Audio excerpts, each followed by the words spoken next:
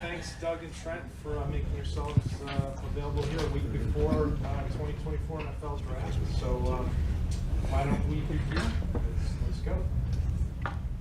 Hey, Trent, just in terms of the draft, obviously, most of the times you want to have players that you project maybe in a couple of years they're going to be starters or whatever it may be. How important is it this year with the way you guys have your roster shaped to draft guys that can come in and contribute immediately? You try to find the best players. That's what you try to do in the draft. We have some needs, obviously, that we need to address. The board's got to fall the right way. Needs are paramount, but we're going to stick with our formula and draft the best players available. Does it matter if they're a player that might not necessarily be able to contribute right away, or are you trying to get guys that can get in here faster and actually be on the field? Well, most of the time, there isn't that big a separation between a need and another position, right? So when in doubt, you're going to take the need if it's close. Obviously, if there's a great distance between the two, you got to weigh that out. And usually what we've done in the past is stick with the formula, take the best player available. Now, again, if it's close, we're going to take the higher need. Trent, do you feel more comfortable with the roster, with what you guys were able to accomplish in free agency? And Doug, if you want to address that too. Yeah, I think you try to address needs in free agency, and you try to attack it that way. The less needs you have going into the draft, the better, obviously, because it allows you to then stick to that formula of drafting the best player available. But we feel comfortable. I think, and Coach can speak on that too. We feel comfortable with where we're at, but we got a ways to go. I look at it too the same.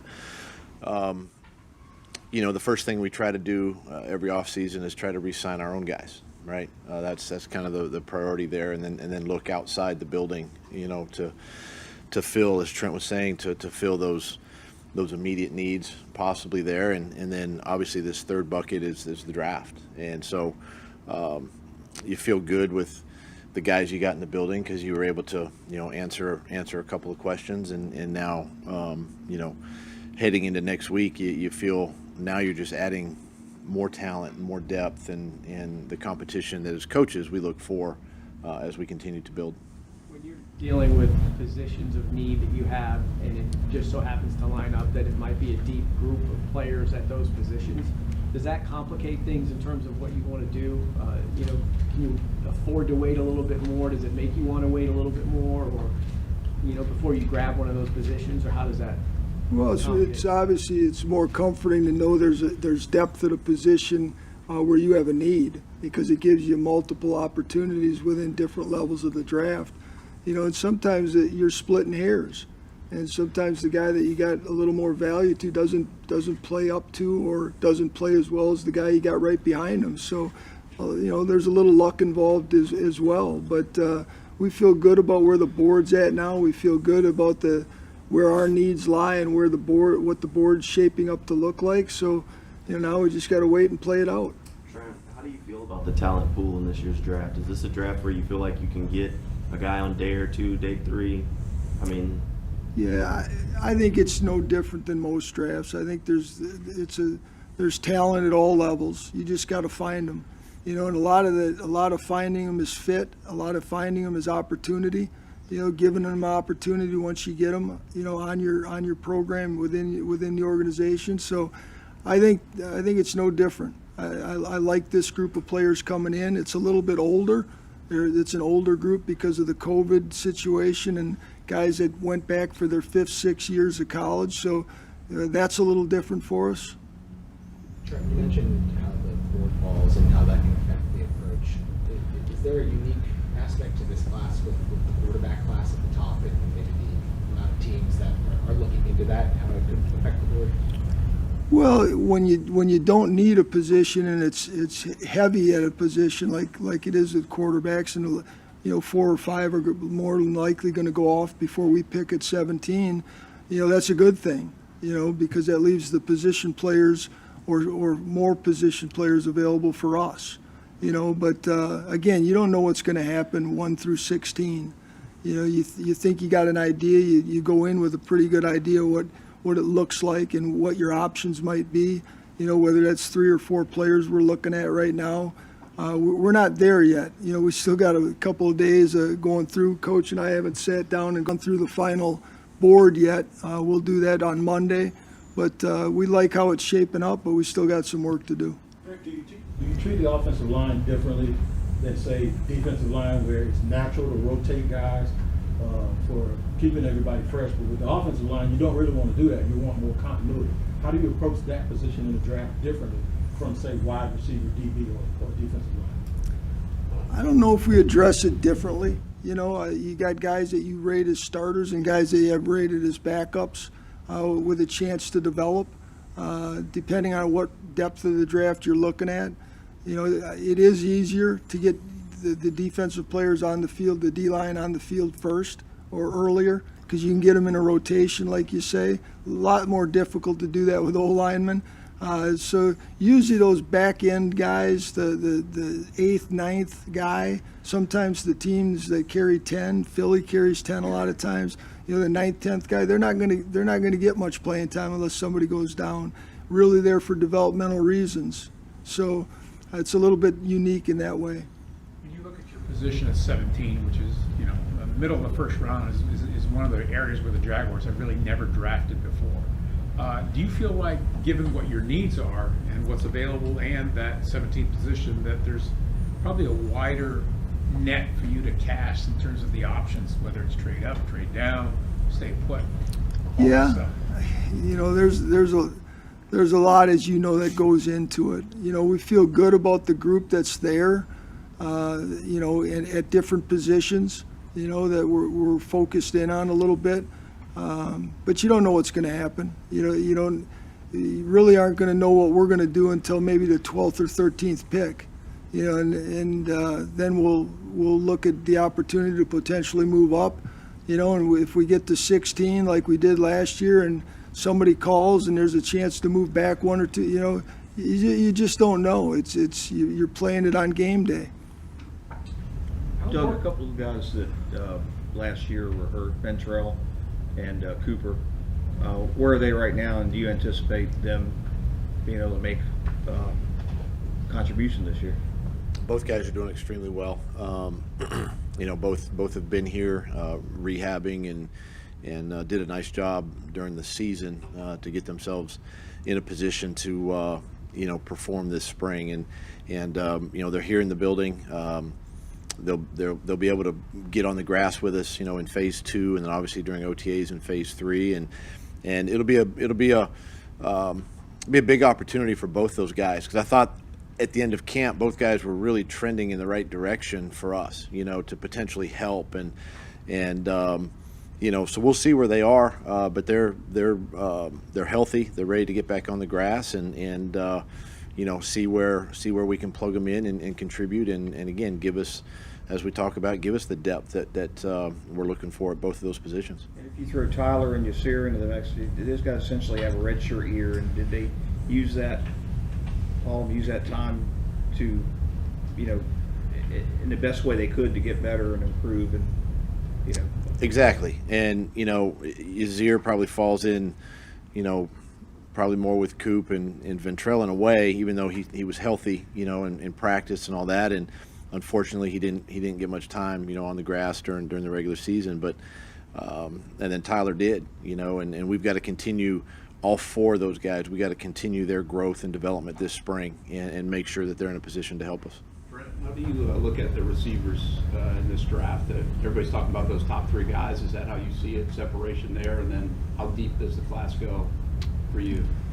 I think it's a very good group of receivers. Obviously, I think those 3 that everybody's talking about are really good football players. I think there's some guys in that next wave that are really good football players too, and I think there's good players all the way through the draft at that position. There's going to be some later round guys that make a mark for themselves at some point in their careers in this league as well. So it's a good group. There's a lot of variations of guys strictly in the slot, guys strictly out on the perimeter. There are some guys that can move around the formations a little bit more, so it's a good group of receivers. If it comes down to the 17th pick, let's say you do not trade up, but you wait till it's your time to pick, and there's two guys that you like a lot. Do you go strictly by your value board in that instance and say, hey, this is where we had him? I think we do what we did last year. Just look at each other, flip a coin, and take one. But no, Gene, I think you're when it's very similar, you're going to go with the need, right? What's the need pick? If there's two players at competing positions, and you say, okay, what's the higher need? They're both good football players. We like them both. They both fit our culture. Everything equal. Go with the guy that's going to get on the field first. So you would take the need over if the other guy had better value, but the other guy was a bigger need, you would still go with the need guy? As long as there's a very similar. When you talk about what's the difference in value, is it minimal? Is it one space on the board? I mean, if it's 2 rounds on the board, no, we're going with the better player. But if they're both in the first round and we feel good about both of them, and everything else is equal, culture, if a football IQ, all that stuff, go with the need. You mentioned culture. When you're building that draft board, how important is the person for where the players kind of slot? Very important. I think you look at this roster and you look at it since the coach and I have been together, the locker room's good. We place an emphasis on leadership. We're a young group. We focused on that, as we went into the off season, especially in free agency. Type of guys that we brought in here, guys from winning programs that are used to winning, that are used to leading and being a part of that championship run. And we're looking for players that have similar characteristics as we move forward. Tom Gamble. When you're building this team, do you take into consideration what's going on in the division, since obviously that's the goal, right? I mean, you got to beat those people in your division in order to advance into the postseason. I mean, do you say, all right, we need these kind of players to beat Tennessee, to beat Indianapolis, to beat Houston? I mean, is that, as you build the roster through all the different moving parts? You're gonna pay close attention to your division, obviously, and see what's going on. And we saw, last year in the division, I mean, there were 3 brand new quarterbacks that were taken, right, in the division. So you pay close attention to that, and some of the free agent moves that were made even in this off season, right, and some of the things and the decisions that are and they're looking at us the same way, we have to construct the best roster for us and making sure that we have the best 11 offense, defense, and special teams on the field, right? I think, yeah, if you go in and saying, hey, we've got to stop the run, then we need run stoppers, right? If we got to defend the pass, then we need cover guys, you know what I'm saying, or pass rushers. So you're going to take a look at all of that, but yet we have to focus internally too and make sure that we're putting the best guys for what we're doing. Because schematically we're not the same, right? And we do things a little bit different. So building it that way as well, but do we pay attention? We sure do. Tom Gamble joined in the front office, in what role, and how did that hire come about? Well, Tom and I have been together for a long time, so and we've been together on 3 different occasions. He understands the system that we have in terms of the evaluation process. He's a senior personnel executive. He's in all the draft meetings with us. He's in the free agent part of it with us. He's a valued guy. He's been around the league a long time, knows what a good football player looks like, knows what our system is and what we do. So just glad to have him back again. So he's been here for a while now. Yes, no? He got back here, I don't know the exact date. He got back here sometime after the national championship. I think sometime in February is when he came on board with us. Doug, how much does it concern you with this draft when you see a team like, you talked about you pay attention about the division, when you see a team like the Colts is drafting 2 spots ahead of you, and at least 2 of their top 3 needs seem to dovetail with the needs that you guys have? It's something you can't control. I mean, it's just the way it falls every year. It's different, and like I said, we're going to put the best roster together for 2024 and go play football and be competitive. And that's all we can control. We can't control, what happens above us. We can't control what happens behind us. Now we can control ourselves, right? And as Trent alluded to, we can either move up, move back, whatever. But again, we're gonna pick players that can help us. Last year, you guys picked Anton, Brenton, and Tank, I think in part to help that short yardage power game. This year, you re-sign Ezra and obviously bring in Mitch. Do you feel like you're in a good spot now with that short yardage game that's been a little bit of an issue, or can you get more help a week from today in it? Was that to me? Yeah. Oh. You call it. I don't know. I do. I mean, that's something that we've as a staff we've focused on this offseason so far, and put our finger on some of the whys. Why we weren't as good in 3rd and 1 and 4th and 1 situations, and all things that are correctable and fixable, and Tank's going to be a part of that. Travis is going to be a part of that. As we know, Ezra will be a part of that, and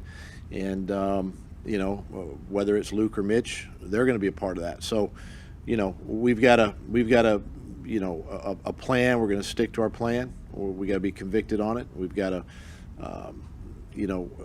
present it to the players the same way, and make the necessary corrections this offseason to fix those areas. How do you go from waiting for something to happen? Like last year, you guys were waiting for that moment where the team really kicked in. How can you force that on the players and have them create those moments as opposed to getting complacent waiting for that to happen? I think what we've been through the last 2 years, I think these players are understanding that you just can't wait. You can't wait around. We were sitting there at 8-3, and we had a chance to keep our foot on the gas and keep pushing. And this is why you're seeing some of the players we've gone out and brought to this team. Trent mentioned it. These guys are winners. They've been to the AFC or NFC championship games. They've been deep.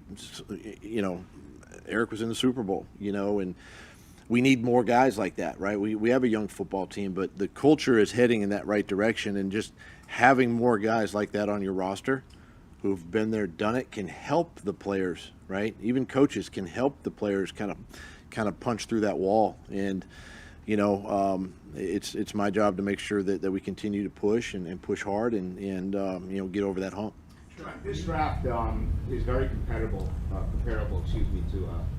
the 2021 draft, your first one here. Obviously different selection, but quarterback heavy. In 2021, the 8th and 9th pick were DBs. The other 10 were offensive players. The mock drafts this year, quarterback heavy, 9 or 10 of the top 10 consistently with these mock drafts, all offense. Can you make a comparison to something just a couple of years ago, or is it totally irrelevant? And what does that say for you if you've identified a defensive guy, have all these offensive players go with maybe just 3 or 4 spots ahead of when you select? Well, I think in one regard it's totally irrelevant, because what happened back then, who was picking, what were their needs, what was this, what were the true strengths of the draft? I'd have to go back and replay that in my head. I don't worry about what happened in 2021. I'm trying to figure out what's going to happen in 23 or 24 here. Again, we can't control what happens in front of us. Whatever happens, happens. The only thing we can control is be calculated on if we really target someone and we really feel we need to make a run. Let's say get up to 12, get up to 13, get up to, we'll be prepared to do that if the right person's there. And look at the other side, like we did a year ago, trade back twice and get the same player. There's so many things that can happen. You got to go in prepared, but the board's going to fall the way it falls. You can't change that. So you just got to be ready for everything. Trent, how much more of a temptation, if that's the right word, is it to try to move up from your 96th spot in the 3rd round or your 48th in the 2nd round, knowing you probably won't have to sacrifice as much draft capital to move up as you would if you went from like 17 to 11 or 12? Well, if you talk to the analytics people, they'll tell you never move up, right? Acquire as many darts as you can, keep moving back.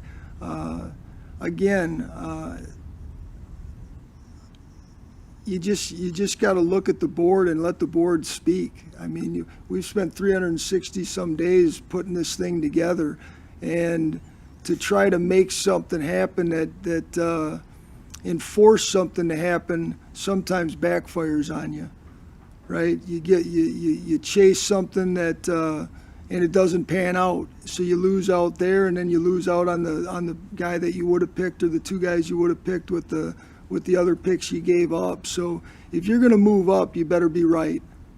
When you look at the cornerback group, is there much separation between some of the top guys?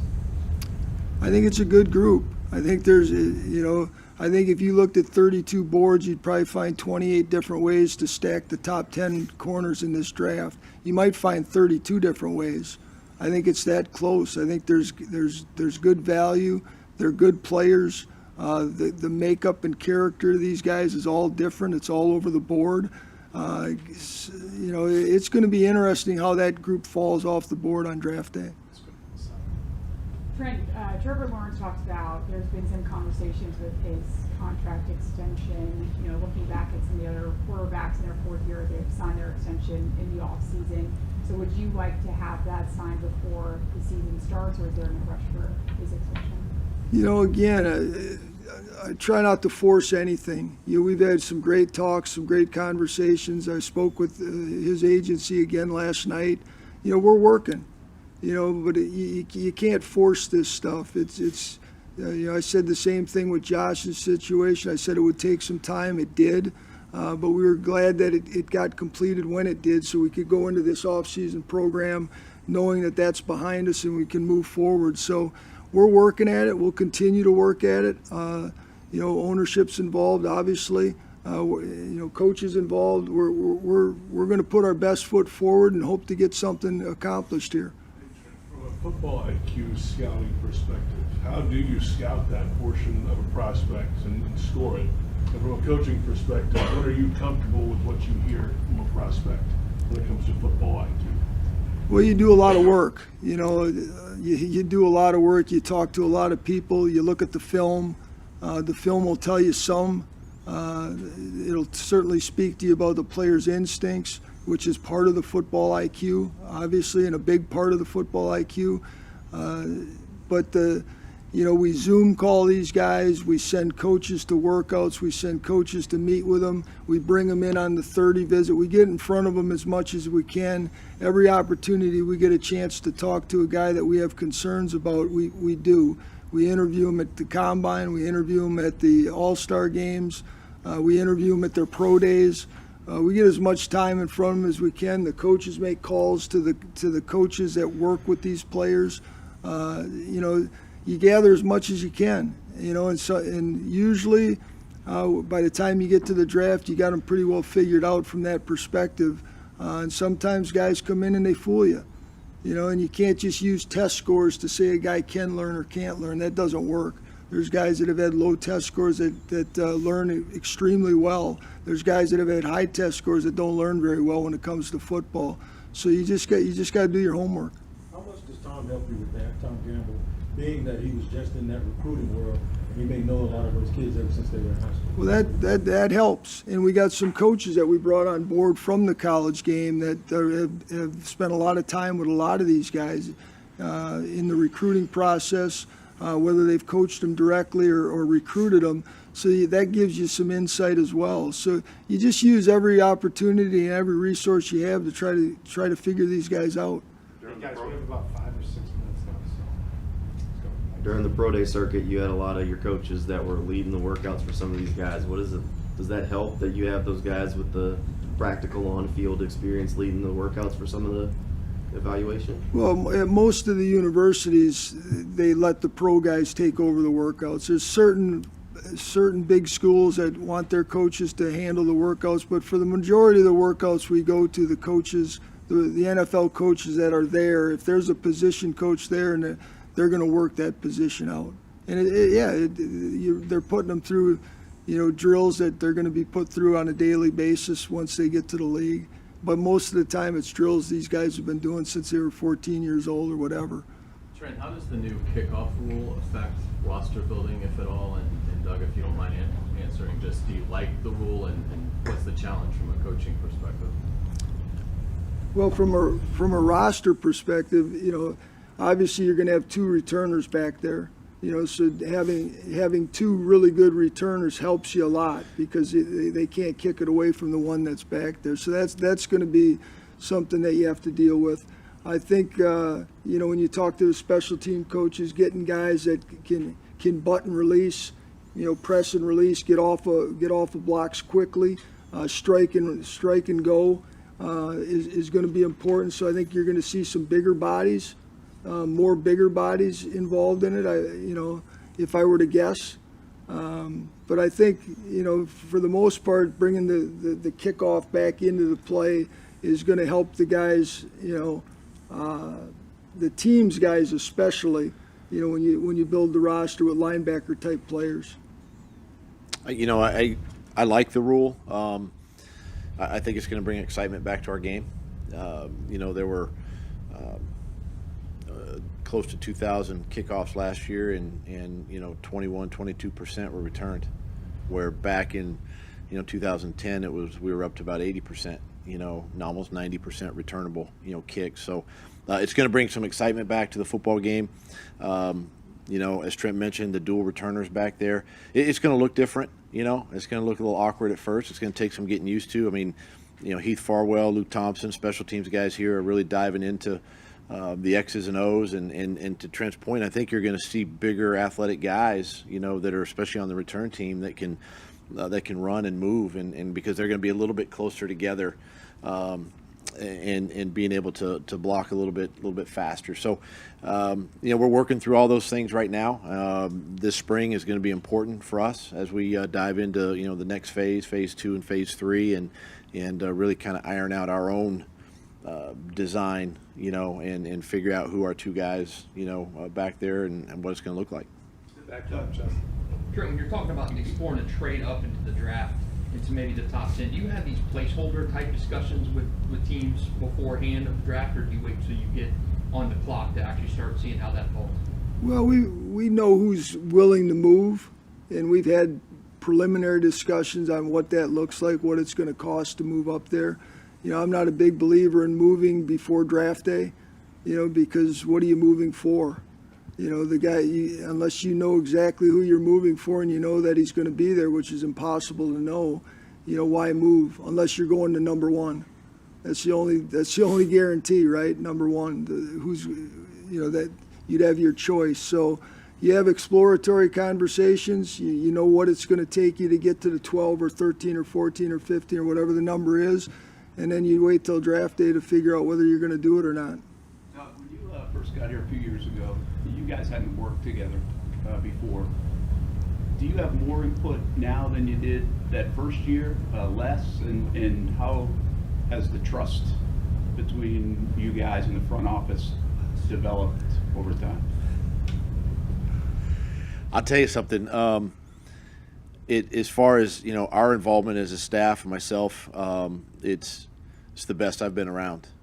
It's one of the things that Trent really has been open to the evaluation process from the coaches, right? And he understands the coaching side of it as well as the scouting side of it, and the involvement has been it's the same every year. It's probably even gotten a little bit more, just the more comfortable that we are working together, and it takes everybody, to put a roster together, and it's not about one guy making all the decisions, right? And so there's a lot of input. He values what the coaches say and how the coaches rank and stack players, just like we appreciate what the scouts do, because they're the ones that are out there, every single day scouting these players. So it's been a really good process, and one that as a coach, you can really appreciate. Trent, you said earlier you seem to agree with the idea that the top three receivers have had a little bit of separation with whoever's next.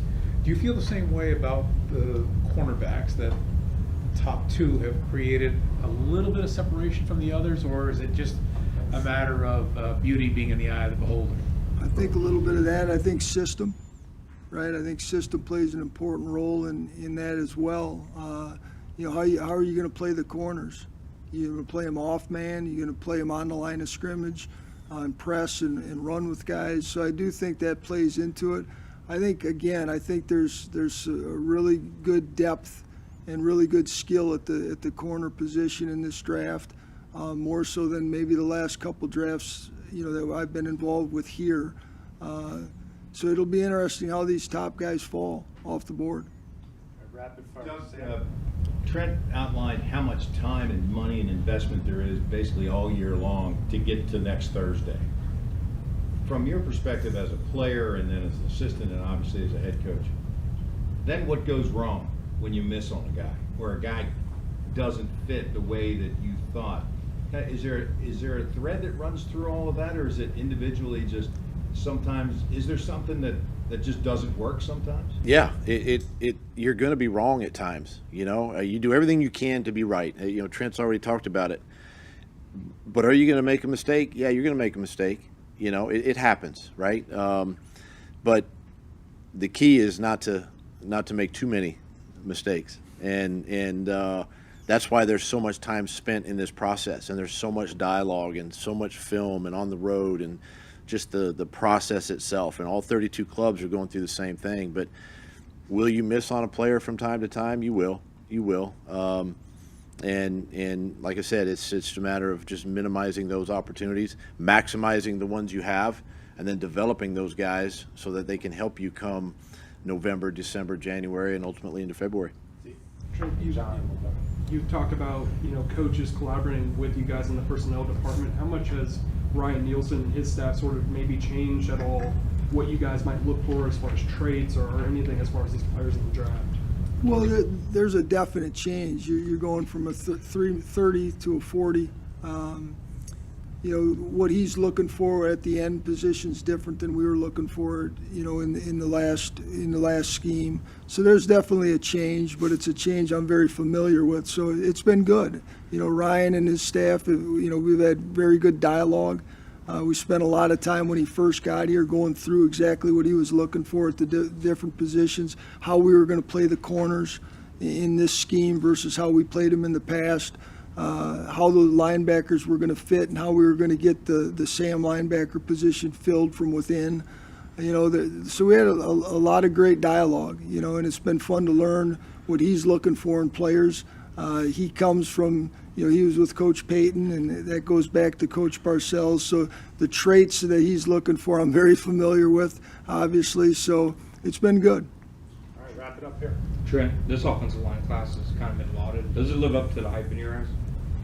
Yeah, I think it's a very good group. And again, it's a group that whether it's inside or outside, I think there's great value throughout the draft. I think you're going to find starters in the 4th, 5th round, that are eventually going to find their way into starting. And there's always some guys that even go later than that. I was telling the group yesterday, the local workout guys, and most people don't realize that there's more guys in the Football Hall of Fame that were undrafted free agents than there are first-round picks. So good players come from all levels of the draft and even the undrafted. And I think we just got to remember that. It takes time. These guys they've got to be given time to develop. And with that, we thank both of you for your time. Thank you. Appreciate it. Thank you all.